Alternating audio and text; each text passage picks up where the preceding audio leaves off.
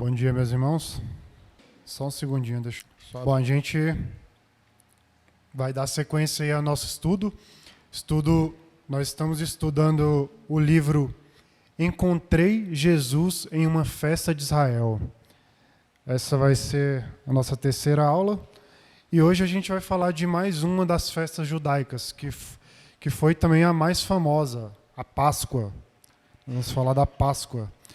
Mas antes de começar a falar da Páscoa, a gente vai dar aí uma pincelada para contextualizar a Páscoa, contextualizar essa instituição da Páscoa.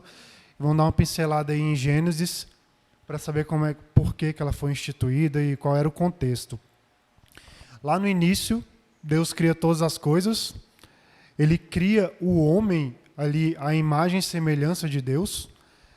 Ele cria o homem também para ser um reflexo de Deus e para representar o governo de Deus ali na terra. E ele dá ao homem, abençoa o homem, dá a chance do homem de aproveitar de toda a beleza da natureza. E para o homem, ele pode ali, na verdade, quase tudo ali pode, mas tem uma coisa que Deus fala que não. Deus coloca um limite. Comeu o fruto da árvore do conhecimento do bem e do mal.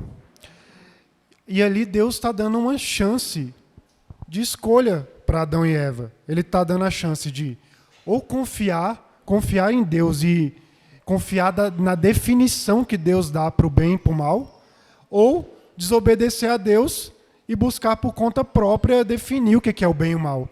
E ao invés de confiar em Deus, o homem escolhe a própria autonomia para tentar descobrir o que é o bem e o mal para si mesmo.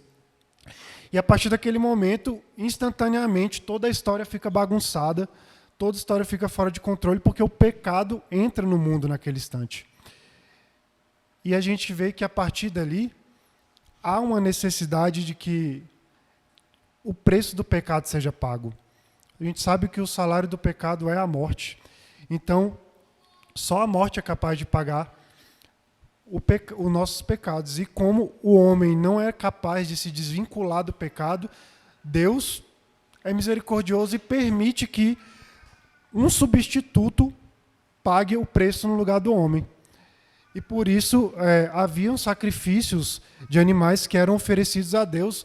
Inclusive ali, logo após o pecado de Adão e Eva, a gente já vê Deus, para cobrir a nudez do homem, que virou um problema por causa do pecado, já traz ali peles de animais, ou seja, já houve ali um sacrifício.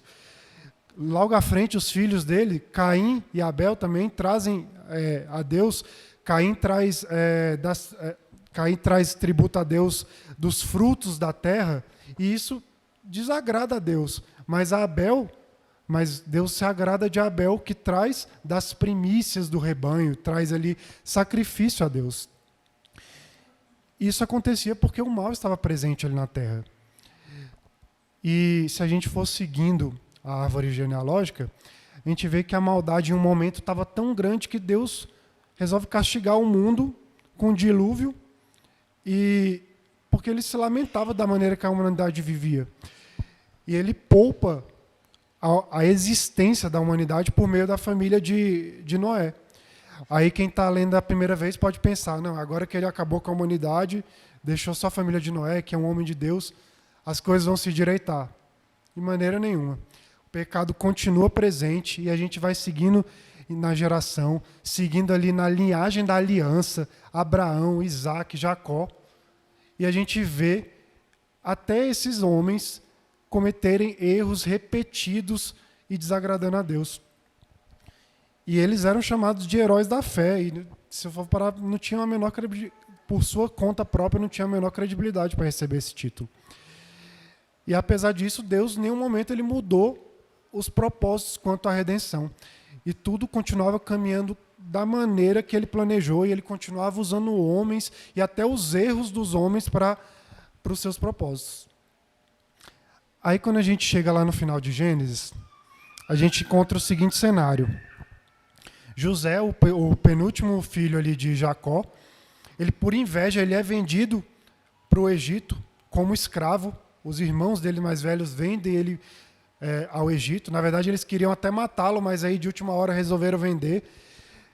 Mas, mesmo ele sendo um escravo do Egito, Deus estava com José. E de escravo, ele se tornou ali o segundo comandante do Egito. Ele só estava atrás, hierarquicamente, do faraó. E José, graças a esse cargo dele, ele salva aquela nação, ele salva o Egito da fome que iria passar. Ele salva a família dele, que também estava desamparada. E aquela família, a família que seria os representantes do povo de Deus, a família de Jacó, que já foi renomeado para Israel, eles vão viver no Egito aos cuidados de José e de Faraó.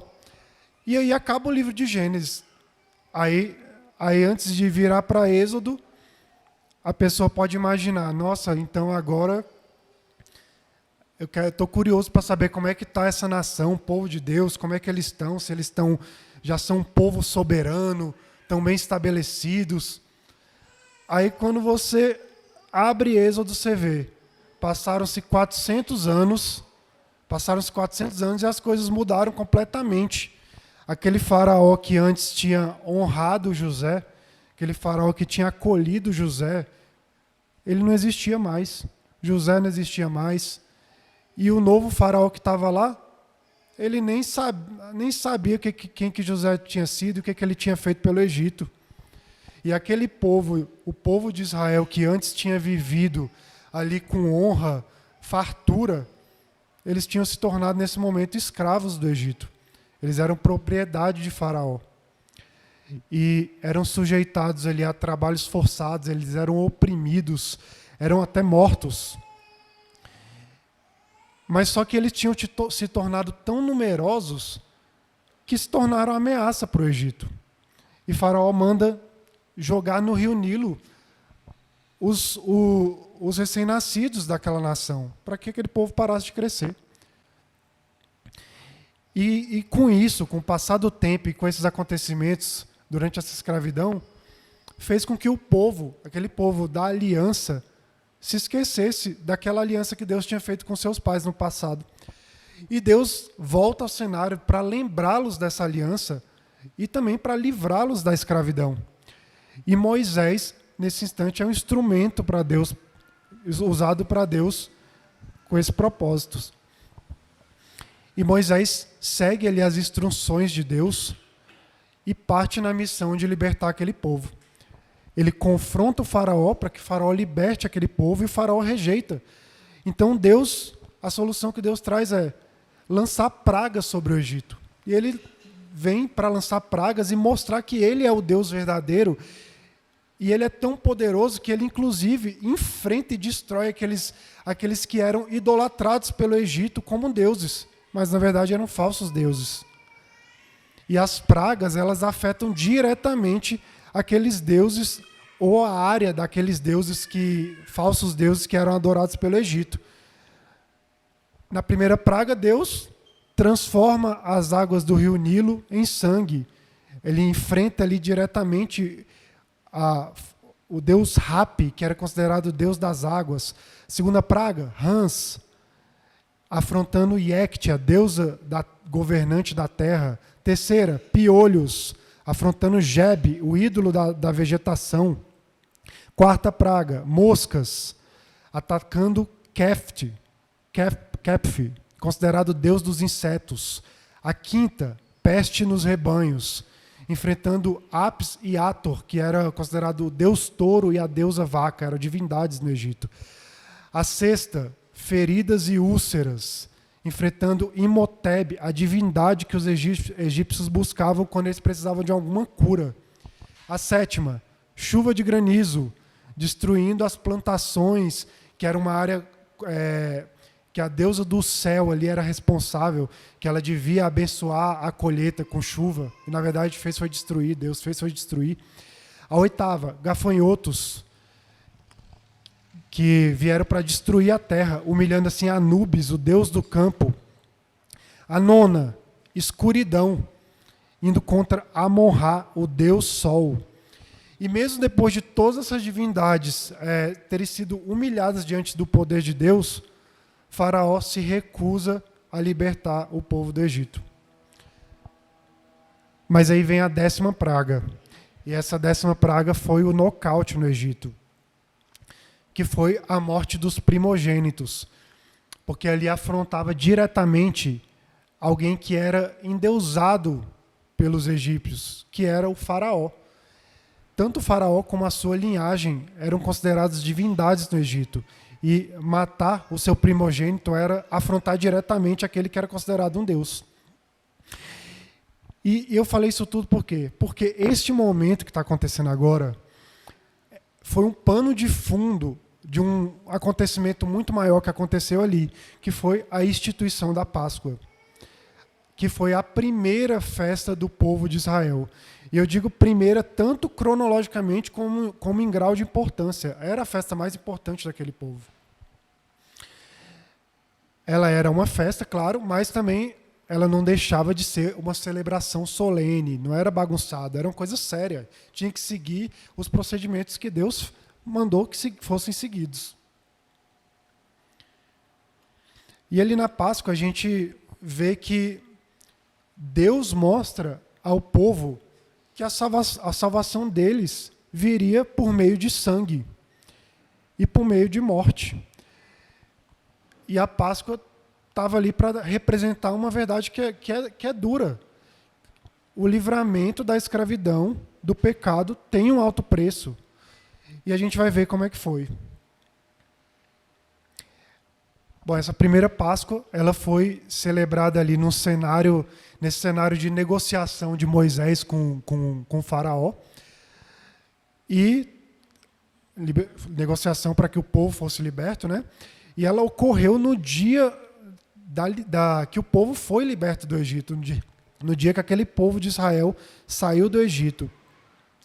E Moisés, ele transmitiu ao povo os requisitos que deviam ser seguidos ali para que acontecesse essa Páscoa. E eles deviam ser seguidos à risca. Bom, os participantes que iam celebrar a Páscoa, eles pertenciam ao círculo íntimo. Ou seja, era uma celebração familiar. O homem era responsável por escolher um cordeiro para sua casa, mas se a família não fosse grande o suficiente, se ela fosse pequena, ela podia se juntar com outra para celebrarem juntos. O cardápio ali daquela festa era simples. Era um cordeiro ou um cabrito de 1 ano e sem defeito, assado no fogo, e ele devia ser consumido por inteiro. Se sobrasse alguma coisa, esses restos deviam ser queimados. E também tinham acompanhamentos, ervas amargas e pães asmos. O traje era informal. Eles deviam celebrar aquilo ali, apesar de ser uma celebração solene, eles deviam comer vestidos com roupa de viagem, prontos para sair a qualquer momento, com um cajado na mão e tudo mais. E essa era uma celebração sangrenta, porque deviam imolar ali o cordeiro, matar o cordeiro e esfregar o sangue dele ali no arco da porta, de modo a cobrir todos os 4 cantos da porta, da entrada. Então, se os israelitas, naquele momento, confiassem em Deus, eles iriam viver pelo sangue daquele cordeiro, que foi substituto. Mas se eles duvidassem de Deus e não marcassem as portas deles, os seus primogênitos iriam morrer da mesma maneira que os primogênitos do povo do Egito morreu por não seguirem esse rito. Então, Deus envia a 10ª praga, e isso que acontece. Os primogênitos do povo do Egito, todos morrem, e vira aquela noite de terror. Mas o povo de Israel, não, porque eles confiaram em Deus, e eles assim fizeram, nesse momento. E é importante falar aqui sobre essa refeição que o cordeiro, Ele era elemento central ali daquela refeição. Como eu falei, ele era o substituto, ele simbolizava o substituto por cada família daquele povo. E o seu sangue ia dar testemunho do amor de Deus para aquele povo. Os pães asmos que foram comidos ali também, eles serviam para que aquele povo lembrasse que eles não tiveram nem tempo de deixar levedar o pão. Como é que é a outra palavra? Fermentar. Já tempo de fermentar, deixar fermentar o pão, porque eles tiveram que sair às pressas do Egito. As ervas amargas lembrariam os tempos de escravidão no Egito, de como era uma vida amarga para aquele povo. E se a gente, depois que eles foram libertos, se a gente segue um pouco mais à frente, a gente vê que eles passaram a peregrinar no deserto. E, para nossa não surpresa, a comemoração da Páscoa ela parou de ser celebrada depois de 2 festas. Aquele povo ficou ali no deserto. Aquele povo ali só queria saber de reclamar, eles murmuravam. E mesmo que Deus tivesse libertado eles ali daquela escravidão, eles ainda tinham coragem de recordar de algumas coisas do Egito com carinho. Deus estava ali no deserto dando alimento, caía maná do céu. De dia tinha sombra para que eles não andassem no sol. À noite tinha coluna de fogo para esquentar, clarear. Tinha água saindo de pedra, tinha tudo o que eles precisavam. Só que o espírito murmurador deles não permitia que eles fossem gratos e, consequentemente, eles se esfriaram na fé e pararam de praticar a Páscoa.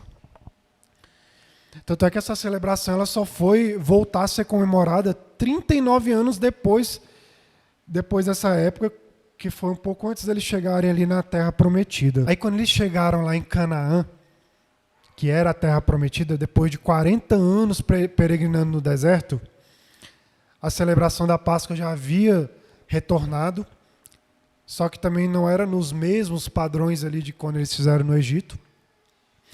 E ela deixou ali naquele momento de ser uma alimentação focada apenas na alimentação familiar, uma celebração apenas familiar, mas ela também não tinha aquele aspecto mais de consumir com roupas de viagem, aquelas mesmas coisas, e se tornou ali algo mais comunitário. Era o povo que fazia junto ali, participava junto, e tinha um lugar certo para acontecer. Somente naquele local o cordeiro poderia ser imolado. E isso transformou a Páscoa na primeira das festas da peregrinação. Porque o povo ele devia sair de onde que ele estivesse para se deslocar para aquele local que foi estabelecido por Deus, para juntos participarem da Páscoa em determinado momento, também estabelecido por Deus. Mas a Bíblia, nesse momento, ela fala pouco sobre essas práticas de Israel nesse período da história. E essa festa ela é até mencionada algumas vezes ali na frente, mas ela era mencionada mais no sentido de relacionar a Páscoa ali com o reavivamento que estava acontecendo ali no reinado de Josias e de Ezequias. Mas, se a gente for vendo, mais para frente, a Páscoa cessou novamente. Por que ela cessou? 5 séculos depois, Nabucodonosor veio para saquear o templo e levar o povo de Judá como escravos para a Babilônia. E eles ficaram cativos lá por 50 anos. Então a Páscoa ela só foi voltar a ser celebrada quando esse povo que estava exilado ali na Babilônia foi liberto. Então só depois de 50 anos que ela voltou a ser celebrada, quando aquele povo regressou ali para Jerusalém. E isso foi mais ou menos em 530 anos antes de Cristo. Aí se a gente pular alguns anos aí e entrar ali no século I, naquele momento a celebração da Páscoa ela já tinha desenvolvido um número maior de tradições. Tinha ritos diferentes, coisas que foram acrescentadas. E aquela Páscoa, já tinha se associado à festa dos pães asmos, que inclusive é o tema da próxima aula. A festa dos pães asmos vai ser o tema da próxima aula. E ela tinha se associado a ponto de ambas as festas se tornarem uma única celebração. E essas festas se associaram porque tanto elas quanto as festas das primícias, elas aconteciam no espaço de 3 dias que os peregrinos vinham de onde estivessem para Jerusalém para participar dessas 3 ocasiões. Então, acabou que elas foram se associando porque os peregrinos vinham de uma vez só para celebrar as três festas. A da Páscoa, os pães asmos e a festa das primícias. E nessa altura aí da história, a Páscoa já tinha algumas características diferentes do que aquela que tinha sido instituída inicialmente ali no Egito. Aquela última característica que tinha sido mudada, de uma comemoração mais em comunidade, ela foi mantida. E agora o cordeiro, ele passava ali por uma inspeção. Os sacerdotes, eles inspecionavam o cordeiro para ver se ele estava no padrão estabelecido. As pessoas, elas podiam também trazer sacrifícios de fora do templo, só que tinha que passar pela vistoria dos sacerdotes, antes de serem imolados. E essa inspeção, o autor até afirma que ela era uma inspeção tão rigorosa por meio dos sacerdotes, o cordeiro tinha que estar ali mais do que perfeito. E isso até que meio que criou, vamos dizer assim, um sistema meio que corrupto, porque acabava que as pessoas nos seus rebanhos não tinham esse tipo de cordeiro e tinham que procurar meio que comprar cordeiros de rebanhos que eram, sei lá, certificados porque eles tinham os melhores cordeiros. Mas, apesar dessas diferenças que ainda existia ali, esses acréscimos, essas coisas que mudaram na Páscoa, aquele enfoque inicial de comemoração em família, ele ainda foi mantido. Grupos ali de 10 a 20 pessoas, que era o número estimado ali que batia com o número que conseguiria consumir um cordeiro, eles podiam se juntar e celebrar juntos. Então, aqueles grupos ou famílias que se juntassem, antes de se juntarem, eles deviam apresentar o cordeiro no templo, e ali no templo os cordeiros eram sacrificados pelos sacerdotes, o sangue do cordeiro era recolhido em bacias e depois o sangue era derramado ali na base do altar. E no momento do sacrifício, enquanto acontecia esse sacrifício ali por meio dos sacerdotes, um coral de levitas cantava os salmos 113 até o 118, eles cantavam constantemente. Enquanto isso, a congregação participava também, eles respondiam, louvavam juntos e respondiam: louvado seja o Senhor, louvado seja o Senhor, e cantavam juntos com os levitas. Daí, depois de que acontecia esse sacrifício, aqueles grupos pegavam aqueles cordeiros, aquelas famílias pegavam aqueles cordeiros e voltavam para casa para comerem juntos e participarem da Páscoa juntos. E ali no momento da refeição, aqueles salmos que eram cantados ali durante o sacrifício, eles eram cantados de novo entre família. Eles eram cantados e havia todo um cerimonial ali a ser seguido, que acrescenta algumas coisas diferentes daquela primeira Páscoa que foi instituída ali no Egito. Para iniciar, era recitada uma bênção de abertura, e eles tinham ali 4 taças de vinho que eram apresentadas, e depois dessa bênção vinha a primeira taça, e essa primeira taça, ela representava a taça da bênção. Então, teve a bênção, vinha a taça da bênção e depois que era servida essa taça da bênção, o anfitrião ali que estava recebendo aquela família, ele lavava as mãos e começava a parte da alimentação. Primeiro alimento que era trazido era carpaz, que era era tipo um alface amargo, e ele era mergulhado numa água salgada. E depois que era servido esse carpaz, eles vinham com a segunda taça. A segunda taça era servida e ela representava a taça da ira. Só que essa taça ela era só servida nesse momento, ela ainda não era bebida. E nesse momento eu achei interessante que havia ali uma participação familiar para que eles se recordassem do que aconteceu no passado.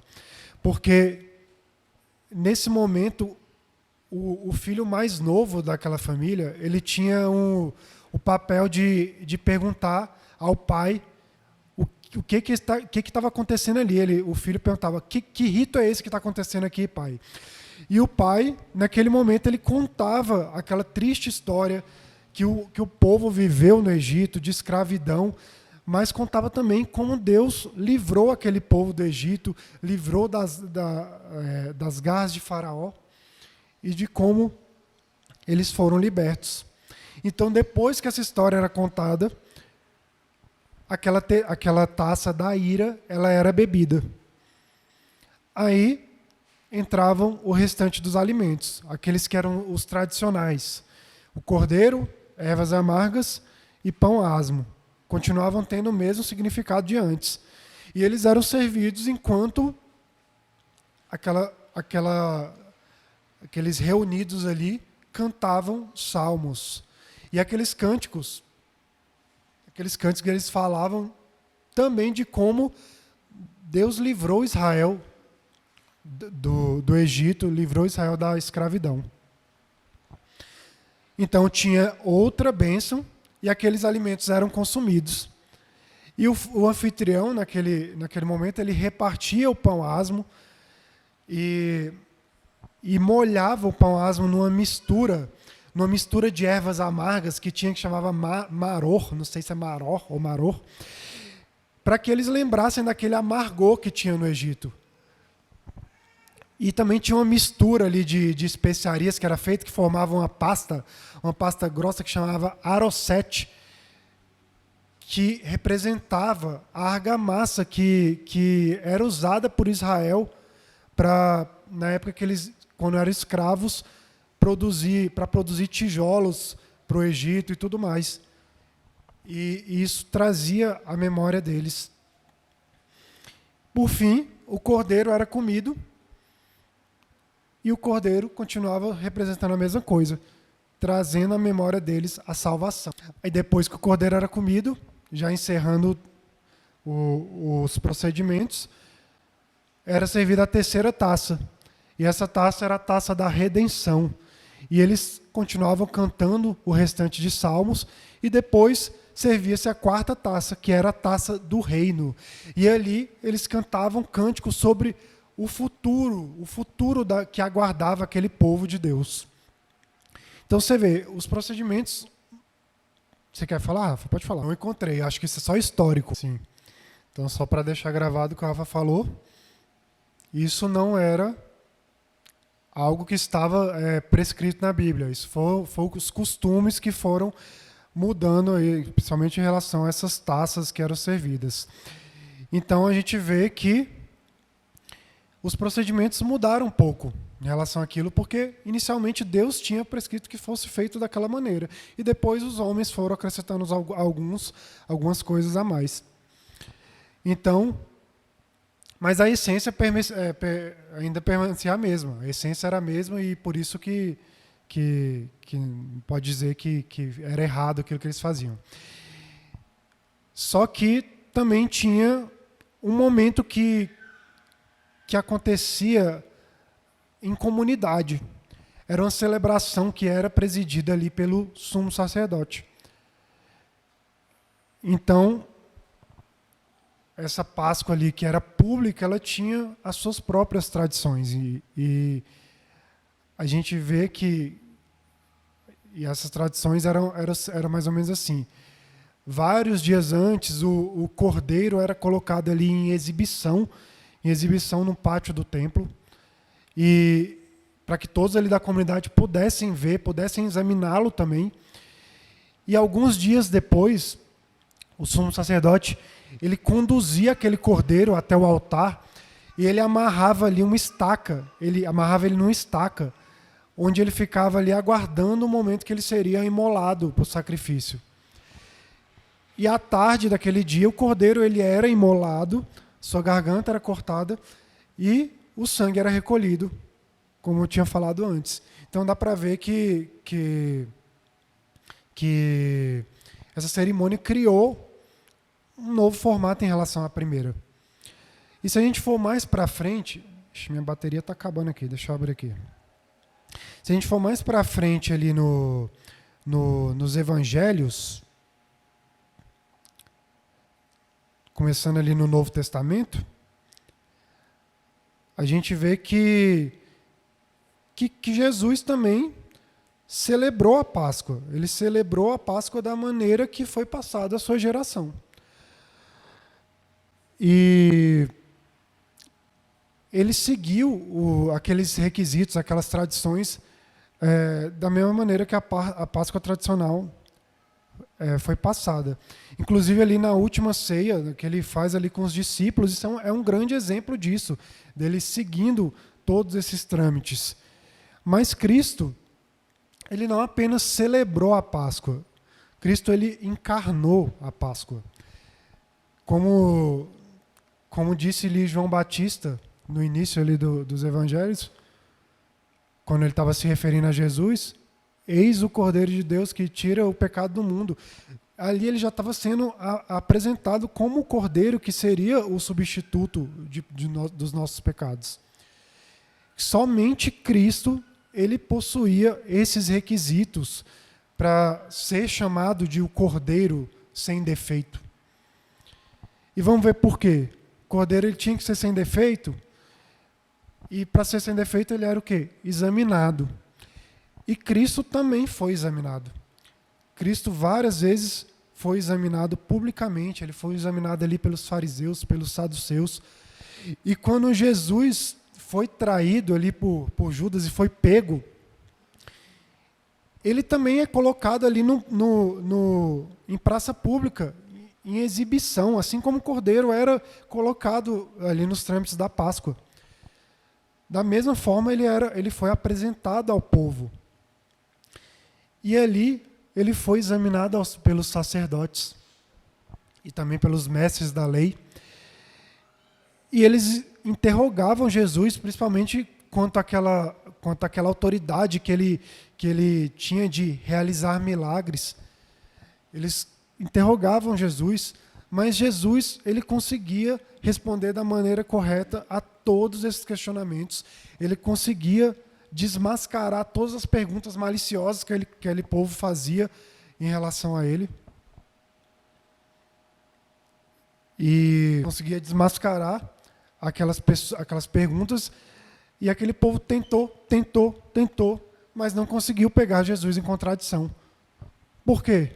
Porque ele era o Cordeiro perfeito, ele era o Cordeiro sem defeitos, aquele povo não conseguia achar mal algum nele. E por isso não encontraram crime para Jesus. Aí ele foi enviado a Pilatos, que era ali o governador romano, e ele também não encontrou crime algum em Jesus. Mas mesmo assim, foi mandado que Jesus fosse açoitado. Ele foi açoitado, mas para aquele povo isso não era suficiente. Aquele povo queria mais, queria que Jesus fosse mandado à cruz. Só aquilo queria satisfazer aquele povo. E eles, ao fazerem isso, eles mal sabiam que eles estavam servindo a causa do Evangelho naquele momento.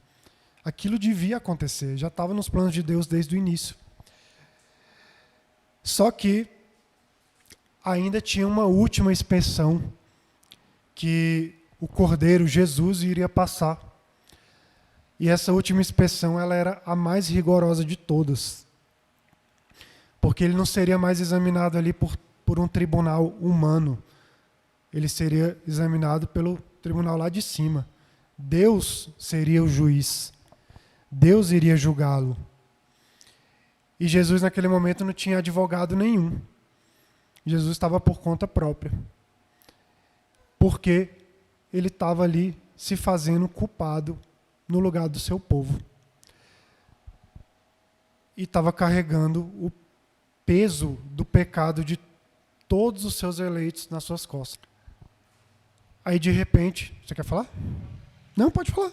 Pode falar. Legal, interessante isso aí que você falou de ser pesado, porque era pesado tanto visualmente de ver aquele sangue, aquele cordeiro sendo morto, como pesado para seu próprio coração, de saber que estava fazendo aquilo porque ele é um pecador.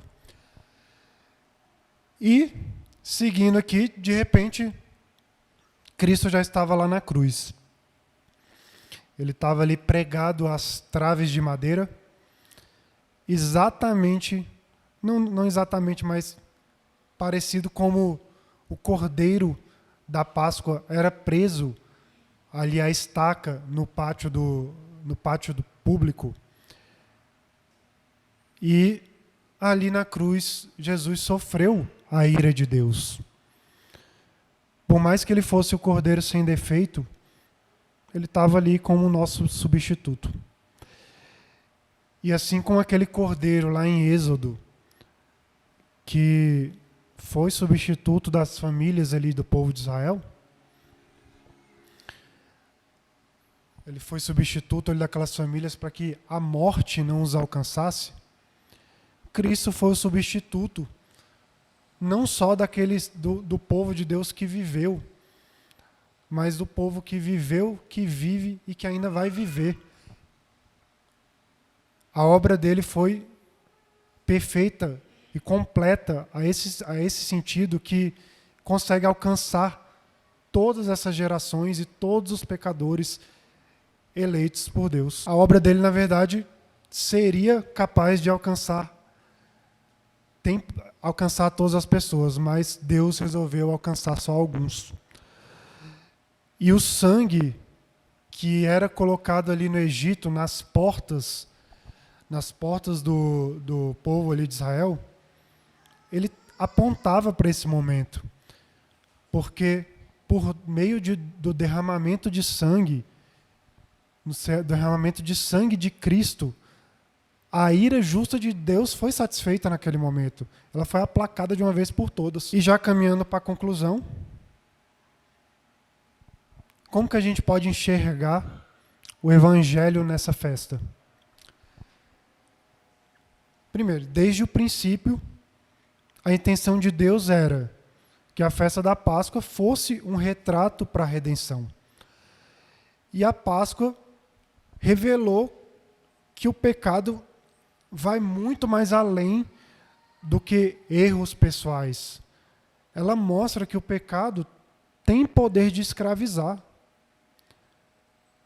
E a escravidão do pecado, ela é tão certa quanto a escravidão que um viciado tem sobre o seu vício. O vício do viciado, ele escraviza a vida dele, que ele não consegue se libertar, ele acha que é dependente daquilo. E essa escravidão, ela é uma escravidão amarga. E ela é triste, porque acaba com a esperança e acaba com a liberdade do pecador. E a Páscoa vem para mostrar que a escravidão tem um alto preço. E a libertação só é possível por meio de morte.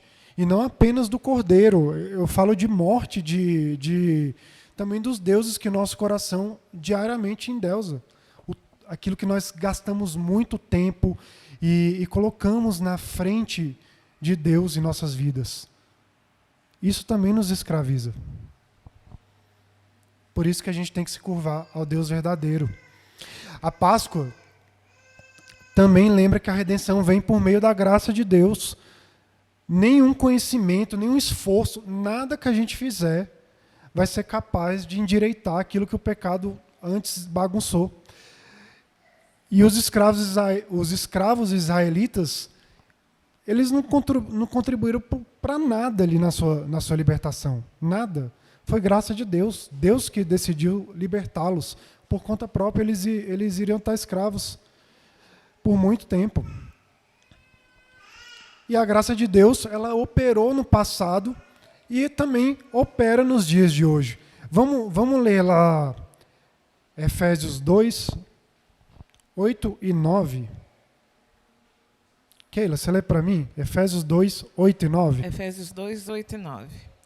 Porque pela graça sois salvos mediante a fé, e isto não vem de vós, é dom de Deus, não de obras para que ninguém se glorie.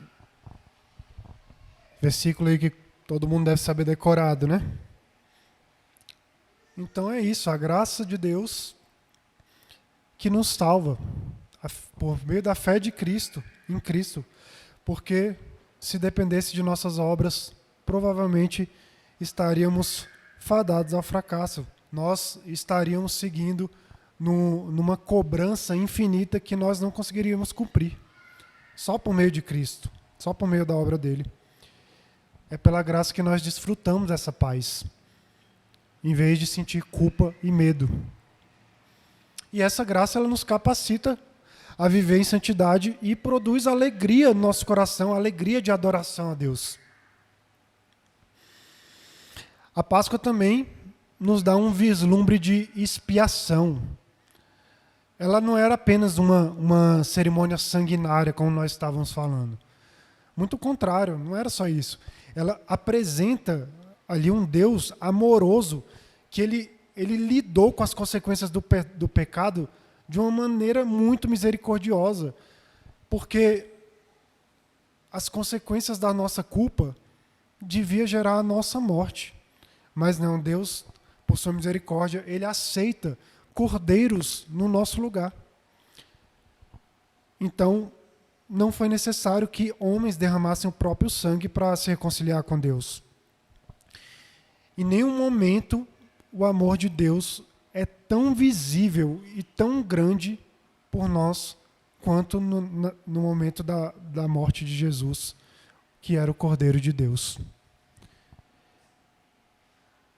Já finalizando, a Páscoa também representa justificação pela fé, porque somos justificados pela morte substitutiva do Cordeiro. E também representa liberdade, e não só do pecado, da culpa, da vergonha, mas liberdade para ter uma nova vida em Cristo.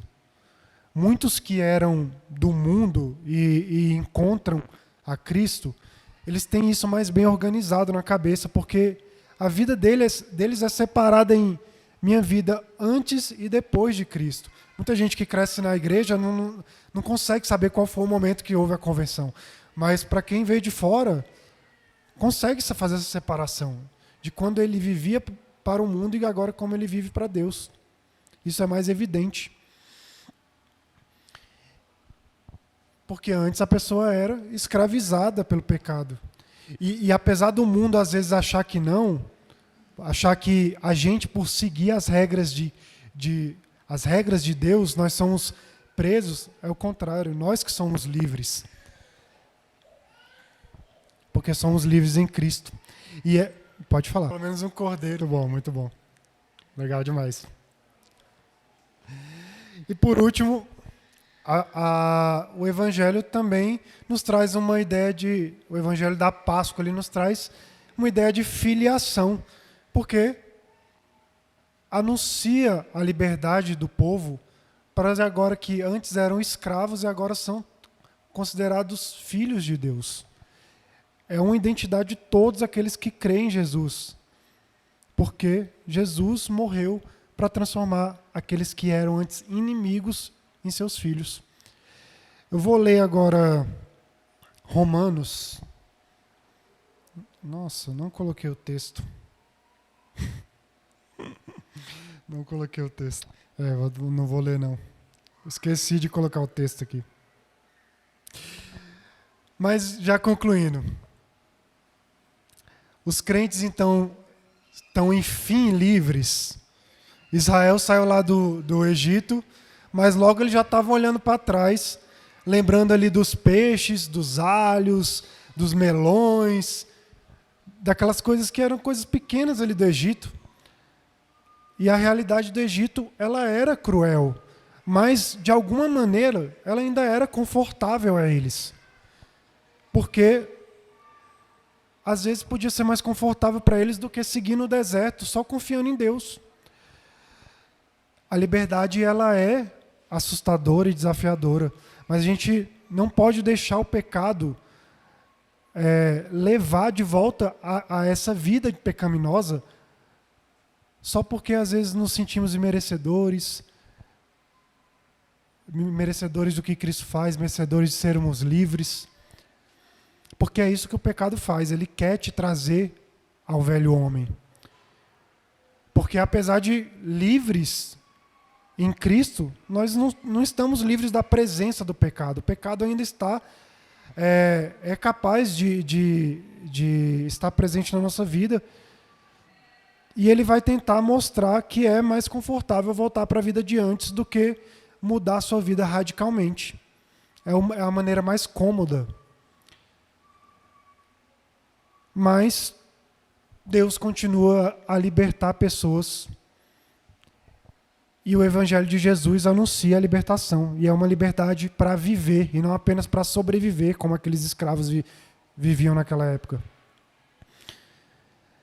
Então, a menos que creiamos em Cristo, creiamos na morte dele, a gente jamais vai experimentar essa liberdade.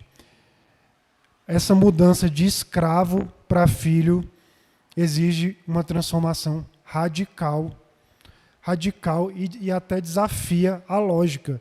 Vai muito além do que viver novas atitudes pontuais da nossa vida. Ela exige a morte de velhos hábitos e o nascimento de uma vida inteiramente nova. Era isso que nós tínhamos para a aula de hoje.